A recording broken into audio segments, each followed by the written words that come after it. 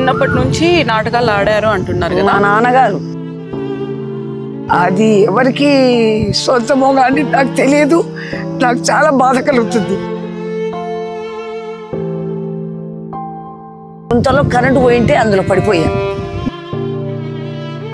మా నాన్నగారు చనిపోయిన రోజు కూడా డబ్బులు లేవు, మా అత్తగారు ఇచ్చారు.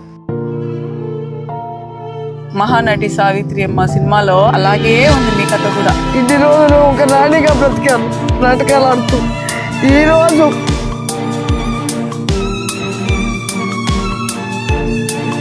ఛానల్ వాళ్ళు ఎంతమంది ఉన్నారో మరి అంతమంది కూడా మీ నాటకాలు ఏ విధంగా వేస్తున్నారు, ఎట్లా వేస్తున్నారు, ఏ విధంగా వేశారు అని అడిగే వాళ్ళే లేకుండా పోయినారు.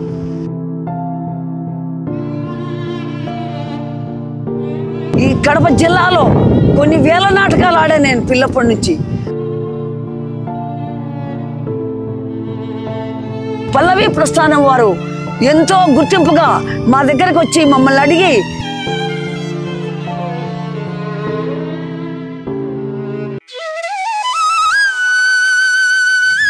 నమస్తే, వెల్కమ్ టు పల్లవి ప్రస్థానం.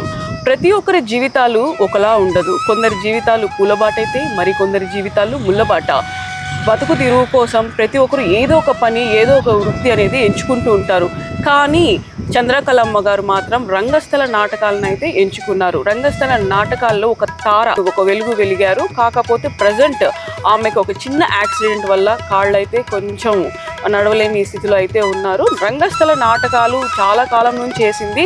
ఆమె ఒక మంచి నటిగా ఒక గుర్తింపు కూడా తెచ్చుకున్నారు. ప్రజెంట్ ఆమె సిచ్యువేషన్ ఎలా ఉంది, ఇప్పుడు పిల్లల నుంచి పెద్దవాళ్ళ వరకు కూడా రంగస్థల నాటకాలు అంటే ఏంటో కూడా తెలీదు అని చెప్తున్నారు. ఇంత మూవీస్ ఎఫెక్టో లేకుండా ఉంటే ఈ వెబ్ సిరీస్ ఇవన్నీ కూడా పక్కన పెడితే రంగస్థల నాటకాలలో ఎలా ఉండేది అప్పట్లో, జనాల్ని ఎంతో అలరించింది మన చంద్రకళమ్మ గారు. ఇప్పుడు ఆమె ద్వారా నాటకాలంటే ఎలా ఉంటుంది, రంగస్థల నాటకాల్లో ఎలాంటి వేషాలు వేస్తారు అన్నీ కూడా మన డౌట్స్ అన్నీ కూడా ఇప్పుడు ఆమె ద్వారా అడిగి మాట్లాడి తెలుసుకుందాం. అమ్మ నమస్తే. అమ్మ నమస్తే మేడం. మా ఎలా ఉన్నారు? బాగున్నాం. బాగున్నారా? బాగున్నాం. ఇప్పుడు మీ ఆరోగ్యం ఎలా ఉంది? ఆరోగ్యం బాగానే ఉంది. అయితే మనం ఆర్థిక లోట్లతో ఇబ్బందులు పడుతున్నాం. ఓకే. మీరు చిన్నప్పటి నుంచి నాటకాలు ఆడారు అంటున్నారు కదా. మా నాన్నగారు ఏ వయసు నుంచి? 8 సంవత్సరాల నుండి. ఇక్కడ ఉండేవాళ్ళమ్మా? నంద్యాలనే మా స్వగృహం. ఓకే. మీరు నంద్యాల నుంచి నాటకాలు అక్కడ పుట్టి పెరిగి అక్కడే నాటకాలు నేర్చుకున్నాం. మా నాన్నగారి దగ్గరనే. మా నాన్నగారు గురువు గారు డ్రామాలు నేర్పించేవాడు. పల్లెల్లో డ్రామాలు నేర్పించి శిష్యులతో మన్ననలు పొందేవాడు. ఎందుకు సార్ మా అమ్మాయితో ఎందుకు వేయించాలా, అమ్మాయి ఉంది కదా అమ్మాయితో వేయించండి అని. 8 సంవత్సరాలు అంటే అంత బిడ్డ మీరు? అంత బిడ్డనైనా కానీ అమ్మాయి అనిపించుకున్నా నా జీవితంలో. మరి అది ఎవరికి సొంతమో కానీ నాకు తెలియదు. నాకు చాలా బాధ కలుగుతుంది. అది ఎవరికి సొంతమో. అట్లా నాటకాలు ఆడే లోహితాసుడు, కృష్ణుడు, ప్రహ్లాదుడు, కనకసేనుడు ఇట్లాంటి పాత్రలన్నీ వేసేదాన్ని. అమ్మ మీరు ఒక నటిగా బాగా గుర్తింపు తెచ్చుకున్నారు, ప్రజల ఆదరణ కూడా బాగా ఉండింది. సడన్గా మీరు ఈ పరిస్థితికి రావడానికి కారణం ఏంటి? నేను ఇక్కడ కాజీపేటకు హరికథ చెప్పడానికి వెళ్ళాను. హరికథ చెప్పడానికి వెళితే అక్కడ మొత్తం నీళ్ళ గుంతలు ఉన్నాయి. నీళ్లు లోపలికి పోయి నీళ్లు తెచ్చుకుంటారనమాట. ఆ గుంతలో కరెంటు పోయింటే అందులో పడిపోయా. మీరా? పడిపోయాక ఈ సడుగులో ఇరిగింది. మన రిమ్స్కు తీసుకెళ్లారు. అక్కడ మరి నాకు ఆరోగ్యశ్రీ లేదు. లేకుంటే మేము ఆపరేషన్ చేయము అన్నారు. చేయము అంటే మరి అక్కడ ఉన్న ఒక అతను మరి హాస్పిటల్కి మొత్తము అధికారి అతను నేను నాటకాలు ఆడేది చూశాడన్నమాట. కడపలో కళాక్షేత్రంలో నాటకాలు ఆడినప్పుడు ఆయన చూసినాడు కాబట్టి ఒక అభిమానం మీద ఆమెకి ఆపరేషన్ చేయకుంటే నేను ఇక్కడ రాజీనామా చేస్తాను అన్నారు. ఆ సార్ పేరు ఏంటమ్మా? ఆ సార్ పేరు సుబ్బరాయుడు. సుబ్బరాయుడు గారు. మరి ఆ సుబ్బరాయుడు గారు నేను రాజీనామా చేస్తాను, మరి కాలేజీ నుంచి కూడా మీకు రక్తదానం నీకు ఇప్పించడానికి కాదు, ఇక్కడికి రావడానికి వీలు లేదు, అని ధర్నా చేసినాడు. 400 మందికి తీసుకొచ్చి ధర్నా చేసినాడు మీకోసం, మా కోసం. నేను ఇంకా ఇక్కడ ఉండను, రాజీనామా చేస్తానని. ఆమెకు ఆపరేషన్ చేయాలా, చేస్తే కనుక ఇక్కడే ఉంటాను, లేకుంటే ఉండను అని ఆయన దౌర్జన్యంగా మాట్లాడాడు. ఇప్పుడు బాగా అయిందా ఆపరేషన్? అంతా అయింది. ఆపరేషన్ అయిపోయింది. అయిపోయాక డాక్టర్లు కూడా గడగడలాడిండ్రు. ఆ పక్కన ఉండే వాళ్ళకి కూడా చెప్పేసిండ్రు, జాగ్రత్త ఈమె సౌండ్ పార్టీ అని భయపడిచ్చినారన్నమాట అందరినీ. ఎవరే కానీ ఏమన్నా మాట్లాడారు భద్రం అని చెప్పారు. అంత దేవుడు నాకు అనుకూలం చేశాడు. ఆ అనుకూలత చేత నాకు ఆపరేషన్ చేశారు. ఆయనే దేవుడి రూపంలో వచ్చినాడు. అది లేకుంటే నాకు ఆపరేషన్ కాదు, ఆరోగ్యశ్రీ లేదు కాబట్టి. నిజమే. ఇప్పుడు మీకు బాగా అయింది? బాగా అయింది. ఆపరేషన్ అయింది. ఆపరేషన్ అయ్యాక ప్రొద్దుటూరు చేరుకున్నారు. ఇప్పుడు ఇవన్నీ పక్కన పెట్టేస్తే మీ నాటకాల ప్రస్థానం గౌతమ్, ఆ ప్రస్థానంలో రంగస్థలం అంటే ఏంటి? రంగస్థలం అంటే నాటకాలు, పౌరాణిక నాటకాలు, జానపదాలు, మరి మామూలుగా కళాకారులు ఆడేటి ఆ రంగస్థలము అంటారు దాన్ని. స్టేజీని. రంగస్థలంలో ఎన్నెన్ని వేస్తా ఉంటారు వేషాలు?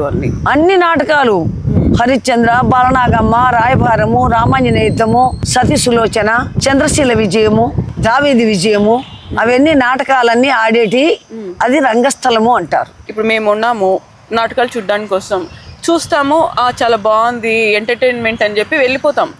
దాని వెనక మీకు కష్టం ఉంటుంది కదా, ఎలా ఉండేది? ఛానల్ వాళ్ళు ఎంతమంది ఉన్నారో మరి అంతమంది కూడా మీ నాటకాలు ఏ విధంగా వేస్తున్నారు, ఎట్లా వేస్తున్నారు, ఏ విధంగా వేశారు అని అడిగే వాళ్ళే లేకుండా పోయినారు. అడిగేవాళ్ళు లేరు. ఒక్కరన్నా మరి మరుగున పడిపోయింది ఈ కళ అంటే. కళాకారులు మరుగున పడిపోయారు, మబ్బులో పడిపోయినట్టు పడిపోయినాం. మరి ఈ కడప జిల్లాలో కొన్ని వేల నాటకాలు ఆడాను నేను పిల్లప్పటి నుంచి. మరి ఎవరే కానీ ఒక్కసారి ఈ ఛానల్ వాళ్ళు, ఫలానా ఛానల్ వాళ్ళు మీరేం చేస్తున్నారమ్మా, మీరు ఎక్కడున్నారమ్మా అని పలకరించిన వారు లేరు. మరి పల్లవి ప్రస్థానం వారు ఎంతో గుర్తింపుగా మా దగ్గరికి వచ్చి మమ్మల్ని అడిగి, మీ పరిస్థితి ఏమిటమ్మా, మీ పరిస్థితి ఏంటి, ఏం చేశారు, మీరు ఎక్కడున్నారు, ఏ ఊర్లో పుట్టారు అని అడిగారు. మరి ఏ ఛానల్ వాళ్ళు కూడా మమ్మల్ని అడగలే. మరి అది ఎందుకు అడగలేదో మరి. ఈ కళ అనేది మరుగున పడిపోయింది. ఈ విధంగా జరుగుతున్నాయి. మరి మీరు మమ్మల్ని గుర్తించారంటే మీ దగ్గర ప్రతిభ ఉంది అమ్మా. రంగస్థల నాటకాలు అని అంటే అవి నాటకాలు చూసే ఇప్పుడు సినిమాలాగా తీస్తున్నారు, అవునా కదా? మా నాటకాలు చూడకుంటే వాళ్ళకేం తెలుసు అసలు? సినిమాలకు రంగు పూసుకునేది తెలుసునా? మేము రంగు పూసుకున్నాకనే వాళ్ళు ముఖం మీద రంగు పూశారు. వాళ్ళ తెర మీద మమ్మల్ని మేము రియల్గా చేసాం పబ్లిక్గా. మరి ఆడ ప్రేక్షకులు ఆడ కూర్చుంటే ఈడ మేము స్టేజీలో నాట్యం చేసాం. ప్రేక్షకులు ఆడ కూర్చుంటే ఈడ మేము హరిశ్చంద్రుడు చంద్రమతి సన్నివేశమై ఆ యాక్షన్ చేసాం. మరి ఒక పాట పాడినా కానీ యాక్షన్ చేసి వాళ్ళకి చూపించి వాళ్ళకి నేర్పించి మేము చేసినాం. మరి ఇంత కష్టపడ్డాం. ఈ కళ అనేది అడుగున పడిపోయింది, కనుమరుగైంది. మరి ఏం చేయాలి? మమ్మల్ని గుర్తించే వాళ్ళు ఎవరు? పల్లవి ప్రస్థానం వాళ్ళు మమ్మల్ని అడుగుతున్నారు ఇప్పుడు. అది మా అదృష్టం. మరి ఏ ఛానల్ వాళ్ళు కూడా మమ్మల్ని అడగలేదు. మరి ఒక్కరన్నా రాలేదు. మీరేం చేస్తున్నారమ్మా అని అడిగిన వాళ్ళు లేరు. మీరు చిన్నప్పటి నుంచి అంటున్నారు కదా, ఎన్నో వేల నాటకాలు ఆడినారు. కొన్ని వేల నాటకాలు ఆడా. ఇలాంటి కళాకారుల్ని ఎందుకు గుర్తించలేదని మీరు అనుకుంటున్నారు? అవునండి, గుర్తించలేదు. మరి ఈ సినిమాలు వచ్చినాయి, టీవీలు వచ్చినాయి. మరి సినిమాలు వచ్చి టీవీలు వచ్చినా కానీ మాకు బాధ లేదు. ఇప్పుడు సెల్లులు వచ్చాక మరుగున పడిపోయాం. సెల్లులు వచ్చాకనే 24 గంటల సెల్లులు, పిల్లోళ్ళు కూడా, చిన్న కుర్రోడు కూడా ఆ సెల్లు నొక్కడం చూడడం ఇదే అయిపోయింది. ఏముంది? మా నాటకాలు మరుగున పడిపోక మమ్మల్ని పలకరించే వాళ్ళే లేకుంటేనో. మీకు దక్కిన గౌరవం దక్కిందా నాటకాలలో? మరి నాటకాలలో ఎన్నో గౌరవాలు మేము పొందినాం. మరి మరి సన్మానాలు పొందినాము, ఎన్నో బహుమతులు అందుకున్నాము, మరి ఎన్నో కష్టాలు పడ్డాము, ఎన్నో బాధలు పడ్డాము. మరి ఒక పూట సమయానికి వాళ్ళు అన్నం తేలేకున్నా కానీ నీళ్లు తాగి నాటకం ఆడాం. అన్నం కూడా మానేసి మరి వాళ్లకు మేము మెప్పించుకోవాలి కదా. వాళ్ళు మాకు డబ్బు ఇస్తున్నారు, వాళ్ళు మమ్మల్ని ఊరికే పిలవలేదు కదా, డబ్బు ఇస్తున్నారు కాబట్టి మరి నాటకాలు ఆడాలా, కష్టపడి పని చేయాలా. మళ్ళీ ఇంకోసారి మమ్మల్ని పిలవాలంటే మేము కష్టపడి పని చేయాలి. మీరు చెప్తా అంటే నాకు లోపల చాలా బాధ అనిపిస్తుంది.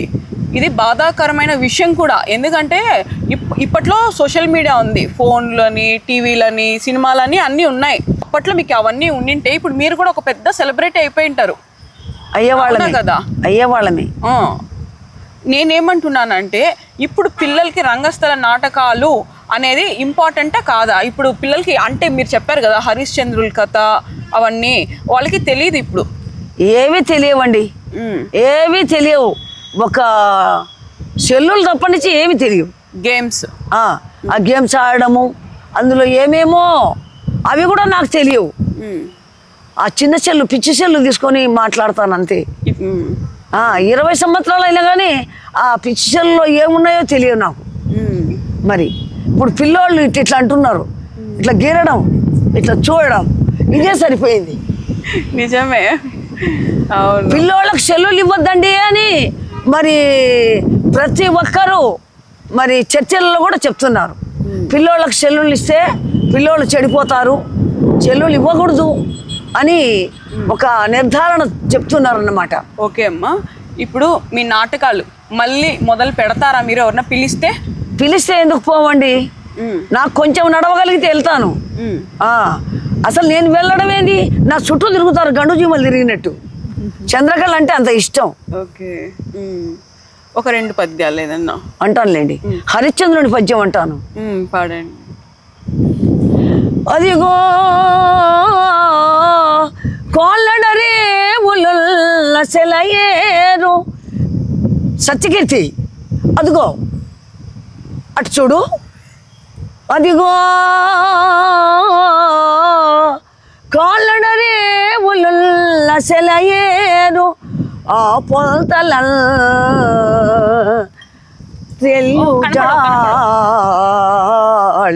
తదగ్రంబులు కొన్ని కోయబడి నట్టుల్దోచే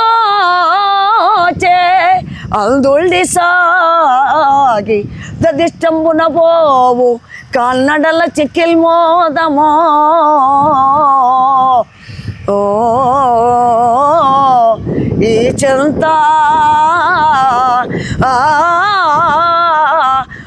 అదే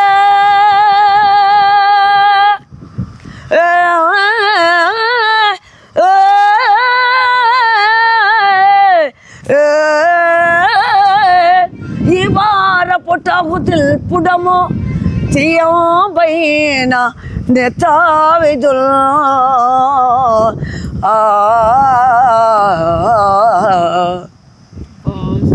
ఎంత బాగా చెప్తున్నారు తెలుసా, పాడుతున్నారు తెలుసా. ఏమైనా ఓల్డ్ ఈజ్ గోల్డ్, ఇలాంటివి మళ్ళీ వస్తే బాగుంటుంది అని చెప్పి నా ఉద్దేశం అన్నమాట. మిమ్మల్ని ఇంకా చాలామంది గుర్తించి మీ దగ్గర ఇలాంటి నాటకాలు మళ్ళీ వేయించాలనేసి నేను మనస్ఫూర్తిగా కోరుకుంటానమ్మా. ప్రతి ఒక్కరు కూడా నన్ను చూసి బాధపడేవాళ్ళే. చంద్రకళమ్మ గారు పాపము బాగా నాటకాలు ఆడినది, బాగా పాడి మరి పక్కన ఉన్న వ్యక్తికి కూడా హరిశ్చంద్రుని కానీ నక్షత్రకుని కానీ మరి అందరికి ప్రాముఖ్యత ఇచ్చి కూడా నాటకాలు ఆడింది, మంచి కళాకారిణి అని 10 మందిలో గుర్తింపు అయ్యాను. ఇప్పుడు లింగాపురం పోయాము, మరి అక్కడ నాటకం ఆడాలని వెళ్ళామన్నమాట. వెళితేనో ప్రతి ఒక్కరు కూడా మమ్మల్ని సహకరించేవారే.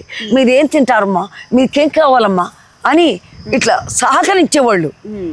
మీరు ఈరోజు నాటకానికి వచ్చారు, ఏమన్నా కోళ్ళు గిళ్ళు తీసుకొని రావాలమ్మా, చెప్పండి అమ్మా, కోళ్ళు తీసుకొస్తాం. బాబు నేను హలాల్ లేని నేను తినను అని ఈ విధంగా అనేదాన్ని. మీరు ఒక చిన్న పొరపాటు చేశారు, ఏమిటో అది చెప్పమంటారా? ఫీల్ అవ్వకూడదు, ఏమవ్వను, ఒక కూతురు చెప్పింది అని అనుకోవాలి. అంతేలేండి. ఎన్నో వేల నాటకాలు అన్నప్పుడు అప్పట్లో అమౌంట్ ఇచ్చింటారు కదా, డబ్బులు ఇచ్చింటారు కదా, ఆ డబ్బులే మీరు స్థలాల మీద, భూముల మీద, ఇండ్ల మీద పెట్టుకునింటే మీకు ఇప్పుడు ఆర్థికంగా మీకు బాగుండిండు కదా. బాగానే ఉండేది. అప్పుడు ఆ తక్కువ డబ్బులకు నాటకాలు ఆడేవాళ్ళం. అయినా మా వెంట వచ్చిన తబలిస్ట్ కానీ, హార్మోనిస్ట్ కానీ, డోలక్ మాస్టర్ కానీ వాళ్ళకందరికీ పాపం తక్కువ కిరాయిలు, మాకే ఎక్కువ కిరాయి. కాబట్టి పై డబ్బులు వచ్చినా కానీ ఏదో ఒక రకంగా వాళ్ళకి టిఫిన్లు పెట్టియడము, అయ్యో మనకు సహకారంగా ఉంటారు కదా అనే సమస్యగా వాళ్లకు టిఫిన్లు పెట్టియడము, భోజనాలు పెట్టియడము, అట్లా ఆ విధంగా వాళ్లకు అమ్మ టీ తాగాలమ్మా అంటే డబ్బు ఇచ్చేది. అట్లా సహాయం చేయడం, ఎవరైనా పస్తున్నా చూసేవాళ్ళం కాదు, వాళ్ళకు సహాయం చేసేదాన్ని. నాకు లేదే అని అనుకునేదాన్ని కాదు. ఉన్న డబ్బంతా ఇలా ఇచ్చేశారు అంతే. ఆ డ్రెస్సులకు, ఆ రాళ్ల సామాన్లకు, మా ఇంటి బాడిగలకు, మా ఖర్చులకు, ఏదన్నా జ్వరం వచ్చినా పులకరం వచ్చినా ఆ ఖర్చులకు దాంట్లోకే సరిపోయింది. ఆ తక్కువ డబ్బులు అలా చేసుకొని ఏం ఎత్తి పెట్టుకోలేకపోయినారు. ఏం డబ్బు నేను ఎగపెట్టుకోలేకపోయినా. మీరు పెద్దవాళ్ళే చిన్నపిల్లలకు చెప్పాలా, అది దీపం ఉండంగానే ఇల్లు చెక్క పెట్టుకోవాలన్న సామెత ఎందుకు ఫాలో అవ్వలేదని కొంచెం బాగా. ఫాలో అవ్వలేదు. ఒకటి ఇల్లు కట్టుకున్నాను, అది పరిస్థితులు ప్రాబల్యంతో చేత 14,000 అప్పు చేసి, అది పౌరుషం. అప్పుడు రాజశేఖర రెడ్డి గారు చనిపోయింటే మాకు ఇచ్చే లోన్లు కూడా ఇయలే. ఆ లోన్లు ఇయలేదని ఈ డబ్బులు ఇరక్కపోయినాయి. ఆ ఇల్లు తెగనమ్మి అప్పులు కట్టేసిన. పౌరుషం, కోపం ఎక్కువ, పౌరుషం. వాడికి మనం బాకీ ఉండాలనా, మన ఇంటి ముందు కూడా రావాలనా అనే ఒక పౌరుషం. సేమ్ సావిత్రమ్మ మూవీ ఉంది చూసారా, అలాగే ఉంది మీ కథ కూడా. మహానటి సావిత్రి అమ్మ సినిమాలో మహాతల్లి, మహానటి, ఆ మహాతల్లి గారు మరి ఎందరి నోట ఎందరి కంట పడి ఆ మహాతల్లి కదలికలోనే ఉంది ఆనందం, కదలికలోనే ఉంది అందం. నిజం. అట్లా తిరిగి చూస్తే చాలు ఎంత అందం. ఆ అందం ఎవరికొచ్చు? ఆ మహాతల్లి. అవును. అట్లా ఆ విధంగా ఎవరు పస్తున్నా నేను ఓర్చేదాన్ని కాదు. ఎవరు బాగలేదమ్మా, మాకు ఇంట్లో పరిస్థితి బాగలేదంటే తీసుకుపో, తినిపో, ఇదే పనే నాది. ఇంకా డబ్బు మిగలబెట్టుకుందామే, ఈ డబ్బులు మిగలబెట్టుకొని అంగడి పెట్టి 1,00,000 రూపాయలు పెట్టి, అది చోరీ అయ్యి దొంగతనం జరిగింది, అది పోయింది. ఏం చేయను, బాగలేకుంటే 5,000, 6,000, 6,000, 5,000 అంటే ఎంత గొప్ప. అప్పుడు 5,000, 6,000 అంటే పోవాలా, బాగు చేయించుకోవాలా. బాగుంటే కదా నేను నాటకాలు ఆడేది అనేది, డబ్బు పెట్టేది, బాగు చేయించుకునేది. ఇప్పుడు నేనైతే నీకు ఒకటి చెప్తా, నీకే కాదు ప్రతి ఒక్కరికి ఏదో నాకు తెలిసినంత ఒక మాట చెప్తా. ఎందుకంటే సిచ్యువేషన్ వచ్చింది కాబట్టి. ఎప్పుడు కూడా పెద్దోళ్ళు ఒక సామెత చెప్తా ఉంటారు, దీపం ఉండంగానే ఇల్లు చెక్క పెట్టుకోవాలని. అది వయసులో ఉన్నప్పుడు ఎవరికి అర్థం కాదు. మనం 10 రూపాయలు సంపాదించేటప్పుడే ఒక 2 రూపాయల వంతు అనుకోమా, ఒక వంతు మనం తీసి మంది కాదని పక్కన పెడితే ఇలాంటి ఆర్థిక ఇబ్బందులు ఎవరు ఎదుర్కోరు అనమాట. భూముల మీద పెట్టినా, ఇండ్ల మీద పెట్టినా, స్థలాల మీద పెట్టినా రేపు ఫ్యూచర్ చాలా బాగుంటుంది. ఈమె చేసిన పొరపాటు ఏంటంటే కొన్ని వేల నాటకాలు ఆడి, ఎంతో అప్పట్లో కొంచెం డబ్బు అయినా ఆ కొంచెం డబ్బుకే ఆ రేటుకి తగ్గట్టు భూములు వచ్చేటివి. నువ్వు ఈ చిన్న పొరపాటు చేసావు కాబట్టి ఆర్థికంగా నువ్వు చాలా దెబ్బతిన్నావు. అదే కానీ అప్పట్లో నువ్వు కొంచెం అమౌంట్ సేవ్ చేసుకుని ఉంటే నిన్ను నువ్వు పోషించుకోగలిగింటావు. అది ఏం చేయను, ఎవరు అడిగితే ఏడిస్తే అయిపోయా. మా నాన్నగారు కూడా అంతే, డబ్బు ఎత్తిచ్చేవాడు. మా నాన్నగారు చనిపోయిన రోజు కూడా డబ్బులు లేవు, మా అత్తగారు ఇచ్చారు. చనిపోతే డబ్బు లేదు, మా నాన్నగారు చనిపోతే. మా అత్తగారు ఎప్పుడు నాకు ఎత్తి పొడిచేవాళ్ళు. మీ నాయన చచ్చిపోతే మేము డబ్బులు ఇచ్చాం, మీ నాన్న చనిపోతే డబ్బులు ఇచ్చాం. చాలా తప్పమాట. వాళ్ళు అనేవాళ్ళు, వాళ్ళ నోరు మంచిది కాదు. ఏం చేయను, గమ్మున ఉండేది ఏడ్చుకొని. అన్ని కష్టాలు ఎదుర్కొన్నారు కదా. ఇప్పుడు అన్ని కష్టాలు ఎదుర్కొన్నా కానీ ఎదుటి వాళ్ళు బాధపడుతున్నారంటే ఈ ప్రాణం, ఈ పేగులని కరిగిపోతాయి. ఇప్పటికి కూడా. ఇప్పుడు మీకు చూసే వాళ్ళు లేరు కదా. ఇప్పుడు ఈ పరిస్థితుల్లో కూడా ఎవరన్నా ఏడ్చుకుంటూ వచ్చినారంటే వాళ్ళకి 100 రూపాయలు తీసిస్తా. పో తినిపో, టిఫిన్ చేయిపో, అన్నం తినిపో అని. ఇప్పటికి కూడా ఆ దాన ధర్మాలు ఇప్పటికి కూడా పోలేదు. నా చిన్న బిడ్డ అంటది, నీ దాన ధర్మాలతోనే నీ ఈ గతి పట్టించిన మమ్మల్ని కూడా అంటది నా కూతురు. మరి ఏం చేయాలి చెప్పు? ఏం మాట్లాడకలేదు. అంటే అప్పుడు మనుషులు కాబట్టి కల్లా కపటం ఏం ఉండదు. ఒకరు కష్టం అంటే ఆదుకుంటారు, ఆకలి అంటే అన్నం పెడతారు, డబ్బు కావాలంటే డబ్బు ఇస్తారు. ఇప్పుడు మనుషులు ఎలా అయిపోయినారంటే అసలు డబ్బు ఒక్కసారి ఎక్కడైనా బయట వెళ్ళి నువ్వే అడిగి చూడు. అవును, ₹1 ఎవరన్నా ఇస్తారు. ఎవరిని అడగను నేను, అనవసరంగా ఎవరిని అడగను. కానీ మీరు ఎందుకు అలా ఇచ్చేసి మీరు ఇట్లా అయిపోయినారు? ఇట్లా అయిపోతానని నేను ఎప్పుడు అనుకున్నా, కలగనిలే. నేను కింద పడతానని ఒక్కరోజు కూడా నేను అనుకోలేదు. నా కలలో కూడా తలంచని తలంపు ఇది నాకు జరిగింది. లేకుంటే గుంతలో పడే రోజు కూడా నేను 77 కేజీలు. అదో ఆ ఫోటోలో ఉన్నట్టు ఉన్నా. ఓకే అమ్మా, ఇప్పుడు జయసింహ సార్ మిమ్మల్ని గుర్తించినారు, అవునా కదా? గుర్తించడంలో ఆయన గుర్తించకుంటే నేను అడుగున పడిపోయేదాన్ని, ఇంకా అడుగున పడిపోయేదాన్ని. ఆయన గుర్తించినాడు కాబట్టి నేను బయటపడ్డా, లేకుంటే లేదు. అన్నం వండుకోవడానికి ఇంకా గ్యాసులు అన్నీ తూకానికి వేసేసిన. ఇల్లు ఎవరు ఇవ్వలే, నా కాలు ఇరిగాక ఇల్లు ఎవరు ఇవ్వలే. ఇల్లు ఇవ్వకుంటే అన్నీ చెట్టు కింద పెట్టుకొని ఏలంపాట వేసిన, అన్నీ అమ్మేసి సామాన్లన్నీ అమ్మేసిన. సార్ ఇప్పించాడు గ్యాస్. అవునా? అంత స్థితిలో ఉన్నప్పుడు జయసింహ సార్ మిమ్మల్ని కాపాడినారు. అమ్మా, లేకుంటే నేను పైసలే. ఓకే అమ్మా, ఈ సందర్భంగా జయసింహ సార్కి ఒక్కసారి కృతజ్ఞత చెప్పాలంటే ఏం చెప్తావు? ఎన్ని కృతజ్ఞతలు చెప్పినా కానీ చెల్లవు, నా తక్కువే. ఆయనకు మాత్రం కృతజ్ఞత భావము చెప్పుకుంటున్నాను. చాలా సహాయం చేశాడు, చాలా కష్టపడ్డాను నేను. అసలు ఈ కష్టాల్లో ఎదుర్కొనే వాళ్ళు లేరు. నన్ను ఎదుర్కొన్నాడు పాపం, నన్ను చూశాడు. వేరే వాళ్ళు అయితే కాదు, వేరే వాళ్ళు ఎవరు చేయలేరు కూడా, చేయలేని పని చేశాడు. ఏం చేశారు? జయసింహ సార్. మరి ఎప్పుడన్నా ఇబ్బంది పడినాను సార్, గ్యాస్ తక్కువ ఉంది సార్, ఇక తీసుకో 1000 రూపాయలు తెచ్చుకోపో. ఇదిగో గ్యాస్. ఎక్కడున్నాడు? అక్కడ అమెరికా పోయినాడు.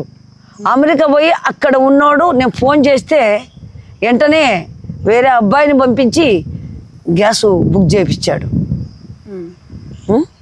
చేశాడంటే మేము కృతజ్ఞతలు చెప్పుకోవాల్సిందే కదా. తప్పకుండా చెప్పుకోవాలి కృతజ్ఞతలు. ఎన్ని చెప్పుకున్నా కానీ తక్కువే. అంత బాగా సహాయం చేశాడు నాకు. ఇబ్బంది కాలంలో అబ్బాయి లేవనెత్తాడు నన్ను. అలాంటి వాళ్ళు అరుదుగా దొరుకుతూ ఉంటారు. అంతే, అరుదే. వేలల్లో లక్షల్లో అలాంటి వాళ్ళు ఒక్కరే ఉంటారు. అమ్మ, నాటకాలు చాలా వేశారు కదా, ఏదన్నా కొన్ని పాటలు పాడతారా మా కోసం? పాడతారా? ఓకే, పాడండి. మీ గొంతు చాలా బాగుంది. నాటకాలు ఆడేమో మెల్లిగా మాట్లాడుతూ కూడా గట్టిగా వినిపిస్తుంది, చాలా హ్యాపీగా ఉంది. ఎందుకు హరికథల్లో అరిచి కీచకుడు పోయే సందర్భంలో నేను అరుపులు అరుస్తాను. ఎలాగా? సుధేష్ణాదేవి గారు ఈ గ్రామానికి కాస్త దూరంలో ఉన్న ఆలయం చేరి ద్రౌపదీదేవిని చూచి అక్కడ ఆ ద్రౌపదీదేవి ఆ దేవిని ఇలా ప్రార్థిస్తూ ఉంది. అమ్మా అమ్మా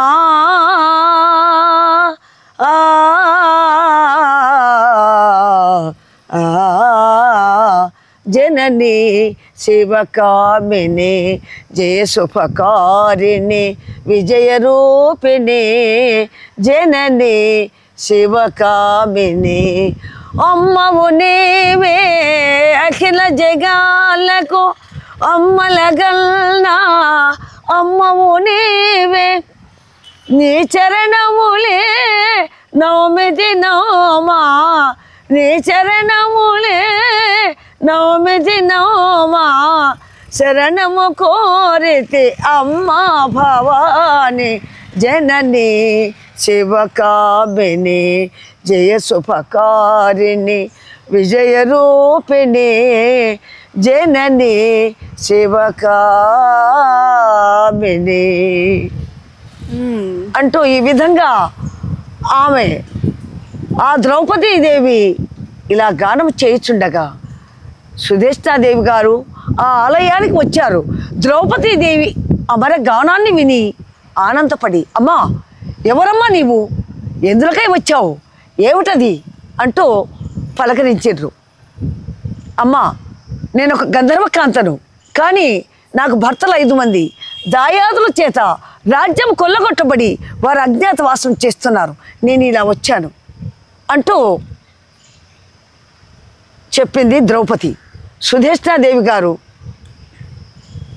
ఆనందించి, ఇంత అందమైన కాంత, అమ్మా నేను జడలు కూర్చగలను, అలంకరించగలను, ఎలాగైనాను మీ సన్నిధి నుంచుకోమని కోరింది ద్రౌపది. సుధేష్టాదేవి గారు, ఇంత అందమైన కాంత అంతఃపురంలో ఉంటే ఏదైనా ఆపద కలిగితే ఎలాగమ్మా అన్నది సుధేష్టాదేవి గారు. లేదమ్మా, నేను పరాయి ఇంట్లోకి వెళ్ళను, పరవారిని మాట్లాడను, పరవారి ఇంట సేవించను, నీ సేవాకృత్యము ఎంత భారమైనను చేయగలను అంటూ చెప్పింది ద్రౌపది. అంగీకరించి అంతఃపురంలో తీసుకువెళ్ళింది సుధేష్టాదేవి గారు. తర్వాత పల్లకిలో కూర్చొని ఆమె నిద్రపోతూ ఉంటే ఈ విధంగా ఆనందంగా ఒక పాట పాడింది ద్రౌపదీదేవి. సఖియా వివరించవే ఒగలెరిగిన చెలునకు నా కథ, సఖియా వివరించవే నిన్ను చూచి కనులు చెదరి కన్య మనసే కానుక చేసి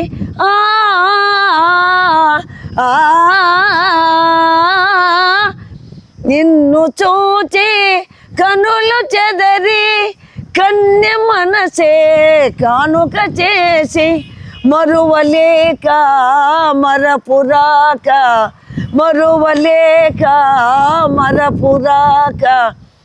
విరహాన తమకాన ఏగేనని సఖియా వివరించవే.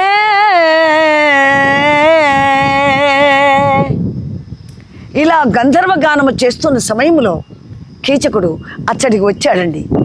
ఆ భువన మోహన సౌందర్యమును చూచి ఆ ముగ్ధ లావణ్యమునకు ఆశ్చర్యపడి, మాలిని నీ అందచందాలకు దాసోహము,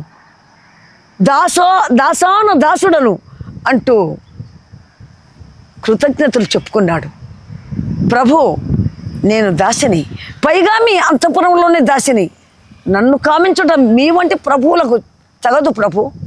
సిరులెల్ల తరుగు కలుగును పరిభవో ఆయువున చేచో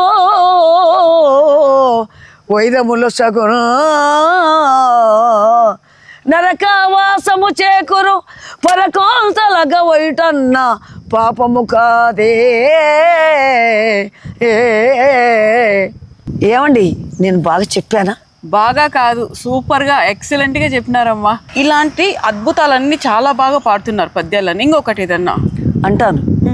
శ్మశానంలో ఒక జంబి వృక్షం కింద కూర్చొని ఉన్నారండి పాండవులు. ఆ సమయంలో ఎందుకో ఆ వర్ణన ఆ శ్మశానాన్ని చూసి ఈ విధంగా పాడాడండి. హరిశ్చంద్రులో పద్యం పాడాడు అక్కడ ధర్మరాజు గారు. ఎన్నో ఏళ్ళు గతించిపోయినవి కానీ ఈ శ్మశాన స్థలిన్ కన్నులు మూసిన మొంద భాగ్యుడు ఒకడైనను లేచిరాడు అకట. ఎన్నాళ్ళి చలనంబులే నిశ్చయనంబు ఏ తల్లులల్లాడిరో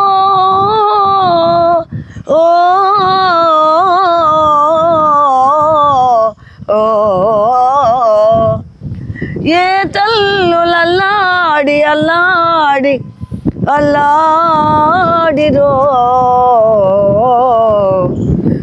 కన్నీటన్ బడి క్రాగిపోయినవి నిక్కాబిల్దు పాషాణమున్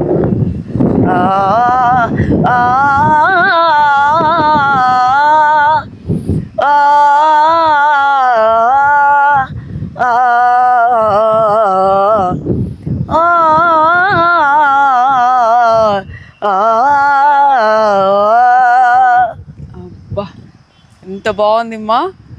చాలా మందికి సెలబ్రిటీస్ ఎవరంటే హీరోలో హీరోయిన్ పేర్లో చెప్తారు. నా దృష్టిలో సెలబ్రిటీ మాత్రం మీరే. మీ కాళ్ళకి దండం పెట్టాలి నిజంగా. అమ్మా మీరు 100 ఏళ్ళు వర్ధిల్లాలి. లేదమ్మా నిజంగా ఇలాంటి వాళ్ళు ఉన్నారు కాబట్టి ఇంకా కళ బతికే ఉంది అని మాత్రం చెప్పాలి. ఆ ఎక్స్ప్రెషన్స్ నిజంగా ఇప్పటికి మాకు కూడా పదాలు తిరగనేట్టు కూడా మీరు ఎంత చక్కగా చెప్తున్నారు.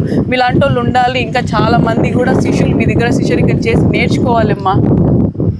శిష్యులుగా వచ్చేవాళ్ళు ఉంటే నేర్పించేదాన్ని, రాలేదు.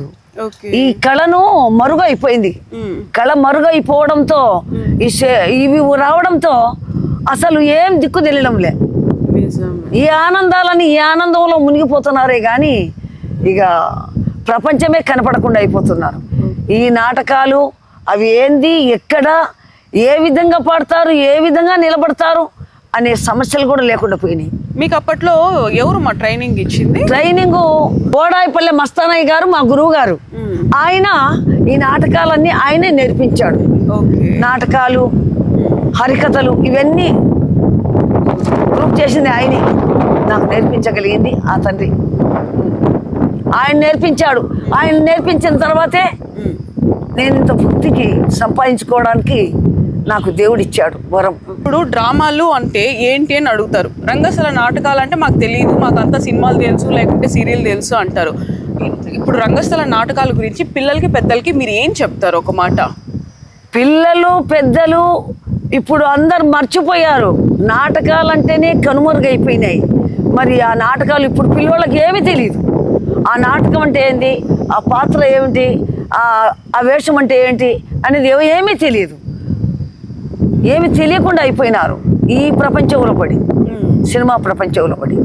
మీకు ఎలా అమ్మా ఇంకా ఇంటికి జరగడం? ఒక పూట తినడము, ఒక పూట పస్తుండడము, ఆ విధంగా జరుగుతుంది. ఎవరన్నా ఇచ్చే దాతలుంటే ఆ దాతలు ఎవరో, ఆ మహానుభావులు ఎవరో, ఆ దయామయులు ఎవరో వచ్చి ఏదో ఇంత ఆర్థిక ఇబ్బందులలో నన్ను ఆదరిస్తే చాలు, వారి పాదాభివందనాలు చేస్తాను. నాకేమీ లేదు, చేయాలంటే కష్టం చేయాలంటే కాళ్ళు లేవు. నేను బాగా బ్రతికాను, నాటకాలు ఆడుకొని బ్రతికేదాన్ని. ఏం చేయాలి, కాళ్ళు పోయాక ఒక పూట పస్తుండడం, ఒక పూట తినడం, ఆ విధంగా జరుపుకొని ఒక ఇంట్లో పడున్నా. ఏం చేయాలి, మీ దయ, మీ అంతఃకరణ ఏం చేస్తారో, ఎవరికి తోచిన సహాయం వాళ్ళు చేస్తారని మీ పాదాభివందనాలు చేస్తున్నారు అయ్యగారు, అమ్మగారు, ఎవరైనా సరే. చూసారు కదండి చంద్రకళ గారు ఎంత ఆర్థిక ఇబ్బందుల్లో ఉన్నారో. మనం అందరం కూడా తలా ఒక చెయ్యి వేద్దాం, ఈమె బాధని మన బాధని అనుకుందాం. అలా అనుకుంటేనే ఆ బాధ చాలా చిన్నగా కనిపిస్తుంది. మీరు ఇచ్చే ప్రతి ఒక్క రూపాయి కూడా ఈమెకి చాలా విలువైంది. ఎందుకంటే కాళ్ళు లేవు పని చేసుకోవాలన్నా. ఒకప్పుడు వేల నాటకాలు ఆడిన ఈమె ఇప్పుడు భిక్షాటనకైతే వచ్చేసారు. అలా కళాకారులు ప్రతి ఒక్కరు కూడా అలా స్టేజ్కి రాకూడదు అని అంటే మనమందరం కలిసి ఆమెకి సపోర్ట్గా నిలవాలి అని చెప్పి నేను అనుకుంటున్నాను. డబ్బు వేసిన ప్రతి ఒక్కరు కింద కామెంట్ అయితే చేయండి. నేను పలానా అమౌంట్ వేసాను, నేను ఇంత అమౌంట్ వేసాను అని ఖచ్చితంగా మెన్షన్ అయితే చేయండి. ఎందుకంటే ఇప్పుడు ఫేక్ మెసేజ్, ఫేక్ న్యూస్ ఎక్కువ అయిపోయింది కాబట్టి ఇది నిజంగా ఆమె వరకు చేరుతుందా, ఆమె వరకు చేరదా అని కూడా అనుకుంటూ ఈ డౌట్ ప్రతి ఒక్కరికి వస్తుంది. మీకు ఆ డౌట్ కూడా మీకు వద్దు అనుకుంటే ఈ అమ్మ నెంబర్ కూడా మీకు ట్యాగ్ అయితే చేస్తాను. ఆమెకే డైరెక్ట్ ఫోన్ చేసి ఎట్లా ఉండారు, ఆమె స్థితిగతులు ఏంటి అని చెప్పి దగ్గర ప్రాంతాల్లో పొద్దుటూరు చుట్టుపక్కల ప్రాంతాల్లో ఉంటే కూడా ఆమె ఇంటికి వెళ్ళి కూడా ఆమెతో మాట్లాడి ఆమెకి ఏదైనా ఆర్థిక సహాయం చేయాలని చెప్పి నేను మనస్ఫూర్తిగా కోరుకుంటున్నాను. మీరు ఇచ్చే ప్రతి రూపాయి కూడా చాలా చాలా విలువైంది కాబట్టి మీరు వేసే ప్రతి రూపాయి కూడా కింద కామెంట్ సెక్షన్లో నేను ఇంత వేసానని చెప్పి ఒక్క మాట చెప్పండి. ప్రతి ఒక్కరికి నా కృతజ్ఞతలు, నా ధన్యవాదాలు అర్పించుకుంటున్నాను.